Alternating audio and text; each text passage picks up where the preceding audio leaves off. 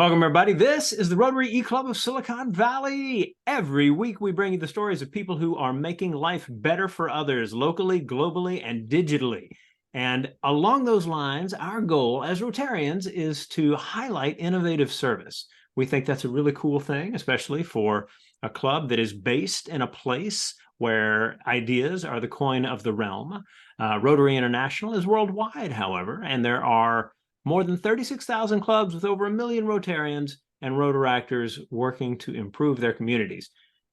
Each of these clubs has programs, and our programs as an online and asynchronous club are recordings that we have made, and that allows us to reach out to people anywhere. In this case, however, we are reaching out to someone in our own state.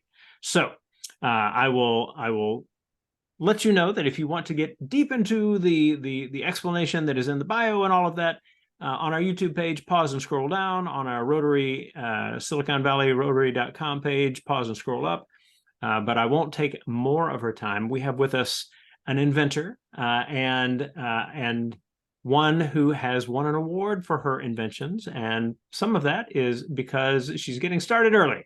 I will let her explain those things. But Leanne, we are honored to have you at the Rotary E-Club of Silicon Valley. Welcome, and we are excited to hear about your headphones. Thank you. I'm excited to be here. Hello, I'm Leanne Fan, and my project is Finsen Headphones, detecting and treating mid-ear infections with machine learning and phototherapy. This is the project that led me to winning the 3M Young Scientist Challenge, and I was also able to ring the New York Stock Exchange bell and present at the Aspen Ideas Festival, where I got to meet Dr. Fauci and Vivek Murthy, the Surgeon General. By 2050, 1 in 4 people will have hearing loss to some extent due to a mid-ear infection. Mid-ear infections are a very common health problem, especially in young children, and loss of hearing due to these ear infections has a very bad effect on the future and health of the child, as it can affect their ability to learn and develop social skills. Diagnostic and treatment may also be too expensive in lower-income countries. My solution to this mid-ear infection problem is to make a low-cost device that can both detect and treat mid-ear infections, and I'm calling these the Finsen Headphones. The first problem I wanted to solve was, how can I detect mid-ear infections?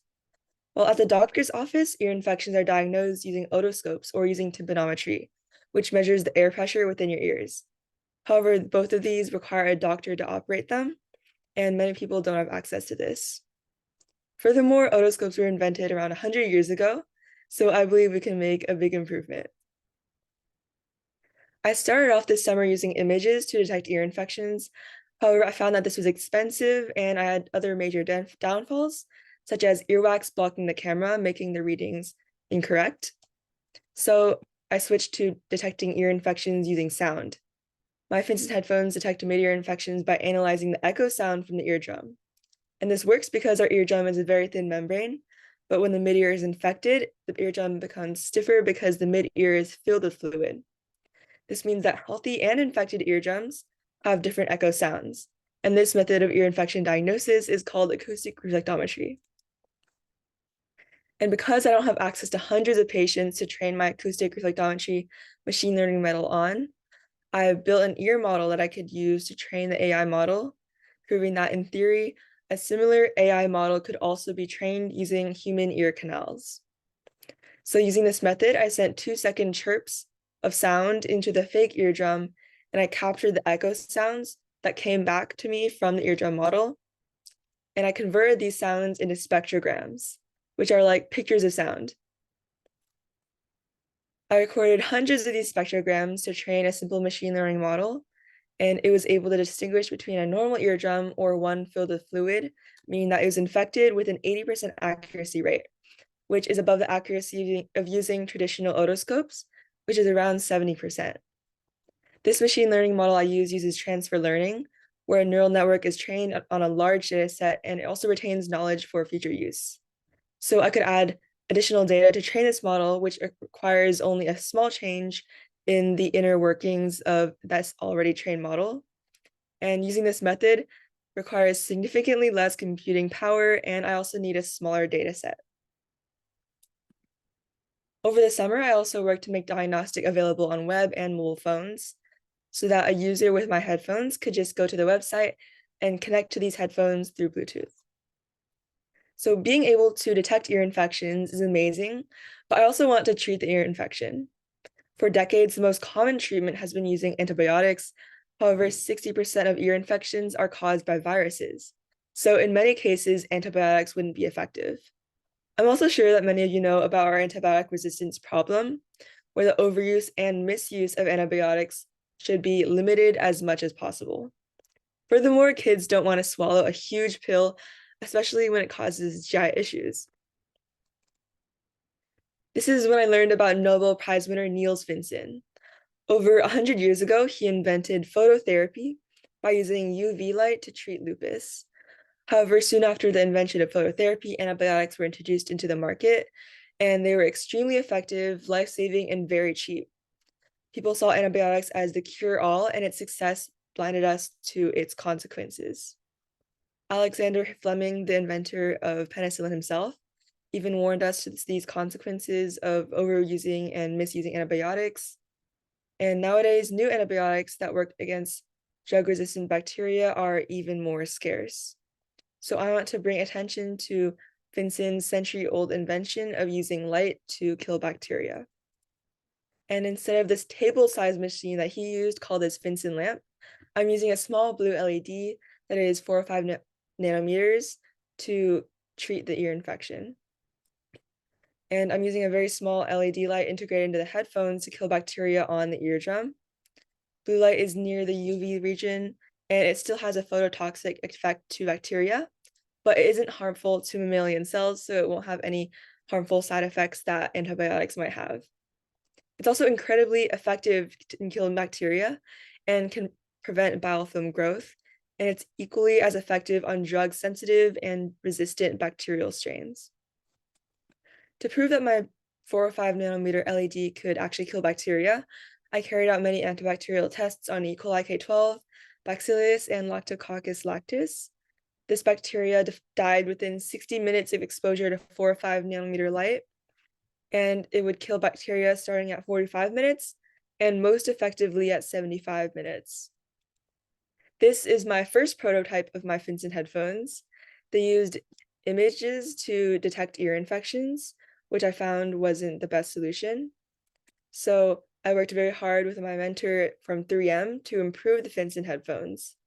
I removed the expensive machine learning applications that are on the headphones. And then I also moved the machine learning analysis to the cloud, which saved me over $200. I also added 3M reflective film to increase the effectiveness of the blue light treatment and reduce the light loss. Of course, I replaced the headphones with a noise blocking headphones. So after all of my building and testing, these are my new Finsen headphones. They can diagnose mid-ear infection with sound, and they also have built-in blue light therapy to treat infection. The noise protection from the 3M headphones also makes diagnosis more accurate because it blocks out a large percentage of the background noise that may make the machine learning less accurate. And these headphones are also very affordable at around $70 compared to up to hundreds of dollars for a trip to the doctors and a round of antibiotics. These headphones can be placed at libraries or schools and can be reused, and disinfected between uses. 60% of hearing loss in kids can be prevented through early detection and treatment of mid-ear infections. And I believe that my Finsen headphones are an excellent solution. Thank you. All right, Leanne, how ridiculously cool is all of this? Fantastic. Wow. Yeah, go ahead and stop sharing, and let's dive into the questions that we're going to have on there after we introduce the group that we've got. My name is Rushton. I'm in San Jose, California. I am the programs chair at the Rotary Club of Silicon Valley. Another one of our members in Texas with his sidekick Gus is Rory Olson. Roy, wave to the camera. Our paella master, Shags Chagrin, is in Walnut Creek in California. And we also have as a guest David Fan, who is the father of our scientist and speaker, Leanne Fan. So Leanne, let's jump into the questions on this. There's so many cool ones to ask. First, has this been used on people? I mean, is this something that is now getting, clinical trials in some way, or is it already through that stage? Talk to us about that process after proving that it was safe and everything, and how you've learned from what that process has been like.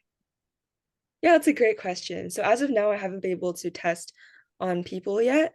Right now, I'm working on testing in vitro on cells. So that's something that's going to be coming up in the next month or so. So I'm going to be testing blue light's effectiveness on killing bacteria and also testing if it's safe on human keratinocytes or skin cells. And I'm also working on a new area of my project that uses red light to speed up healing. So that's what I'm going to be doing in the next month. Wow, very very cool. Now, and in terms of getting that kind of development, one of the things that we hear when we listen to news, about the development of therapies is, that there are these regulatory kind of processes. And is this something you've learned a lot about as a part of working with the headphones? I mean, are you essentially in a process as dictated by medical regulations? That's a great question. So right now, I would still like to improve my Finsen headphones and make a third version before I go into those processes. Mm. Because although I think right now my Finsen headphones are amazing, but I do think I can make a lot of improvements as well that I do want to make. So a lot of my time right now is spent on further improving my Finsen headphones and making a third version of them that's even better than the last one. That's all right. So what kinds of improvements do you have in mind for the version 3? Yeah. So as I talked about previously, I want to test out using near infrared light or red light to speed up healing in the eardrum. And I also want to make sure that the blue light is actually safe, as I know that in short periods of time, the blue light is definitely safe. But if someone were to accidentally use it for too long, for example, would it have any negative side effects? And I'm also working on improving the machine learning model to make it more accurate. And a large part of this is reducing background noise, which affects the accuracy quite a bit. All right. A question that came in is actually has to do with how that kind of testing develops. So you mentioned you have a mentor at 3M. Mhm. I assume that's actually part of the process for the competition and all as well. But are you also working with people at universities or other research institutions? Mhm. Yeah, so right now, after my mentorship with 3M, we still keep in touch, by the way. He's a really nice person. I've been contacting UCSD, and that's where I'm gonna be able to do my testing for the red light and near infrared light. I'm trying to find, well, I recently found a lab where I'm able to test on skin cells. So my next step is very exciting. That is cool. All right. So thinking about that connection to universities, how has you're young, and you think about what people your age think about when they apply to college. But if you are already working with people at universities, related to your research, how does that change the process of thinking about college and applying to college, if I may ask? Or actually, are you? I don't know what grade you're in at the moment. Yeah, right now I'm in 10th grade, Ah, which well, is also why it's pretty difficult to find labs because most labs at UCSD and schools like that, they require you to be 16 years old or older. So there's a lot of restrictions placed on age, which has made it difficult, but I am gonna make it work. wow. I mean that seems counterproductive to have what might be an arbitrary age limit there in terms of the quality of the work you've done. I would think we'd want to move as quickly as possible on that. Now, actually, along those lines, though, what we're talking about are regulations that are specific to the United States. Mhm. Given the kind of global benefit that the Finsen headphones could provide, and especially because of their low cost, have you had conversations with anybody about having development of the product in other countries? Or I'm imagining the kinds of things that happen in India when they have taken really really strong assistive technologies and made them more affordable and better for the developing world. Anything along those lines for you? Mhm. Yeah, so not yet, but I would really like to do that. I'd like to go abroad and work with other scientists from not just the US as well. So that is going to be on my 2024 bucket list. Excellent. All right. And actually, if I may ask, do you speak other languages? I mean, Mhm. I'm moderately fluent in Chinese, uh, just a little bit. I can hold conversations, but I don't know if it would be to a very high level of conversation.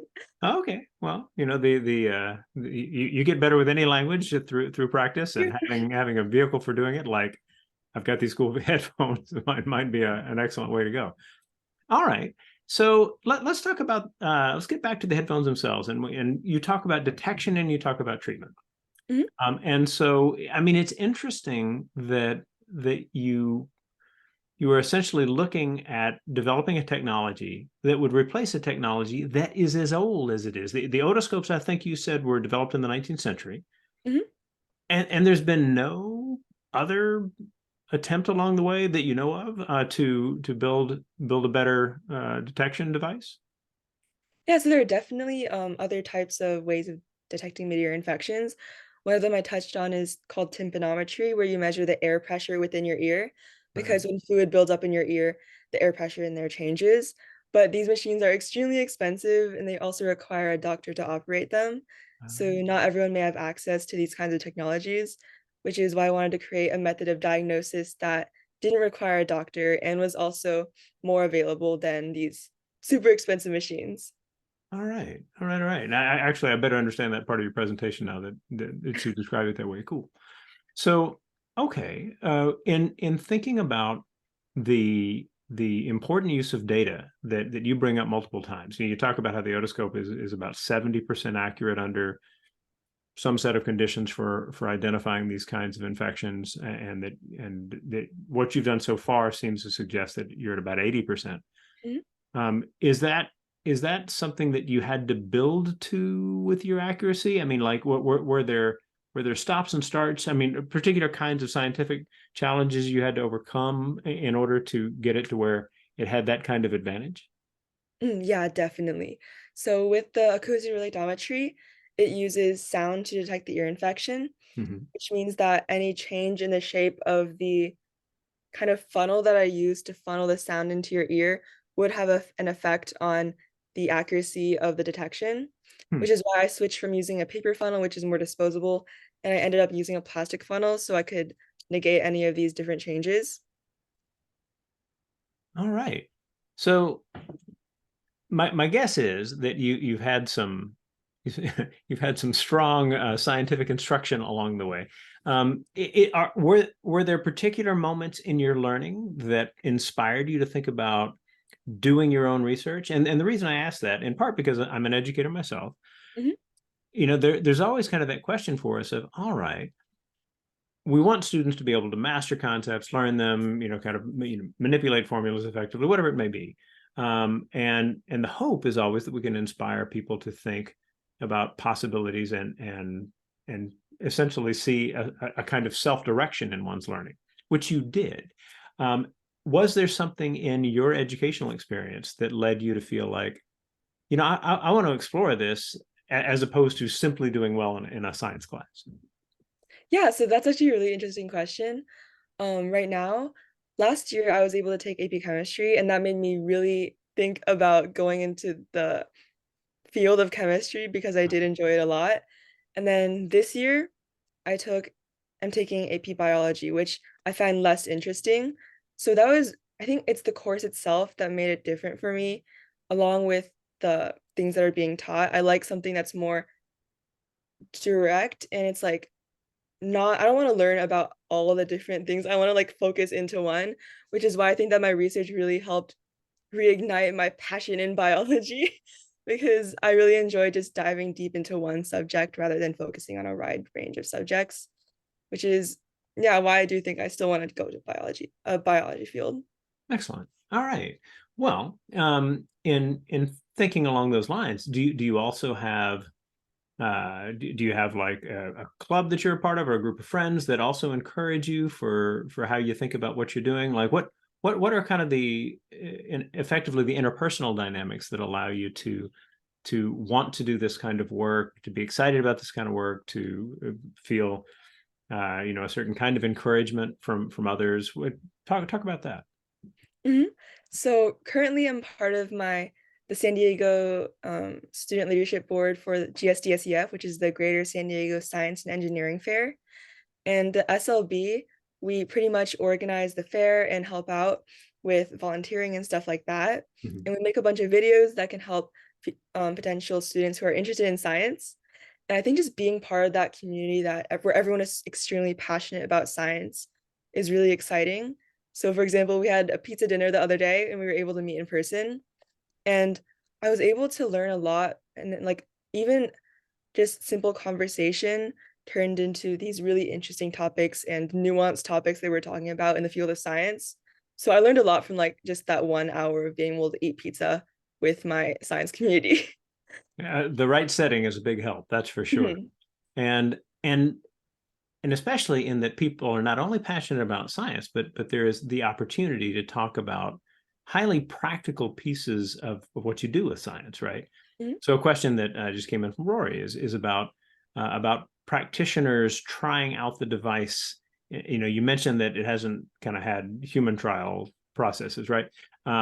But is it the case, for example, that someone who, if I'm building on the question properly, would be able to charge patients less because they are using less expensive equipment, or because the process is faster, or anything along those lines?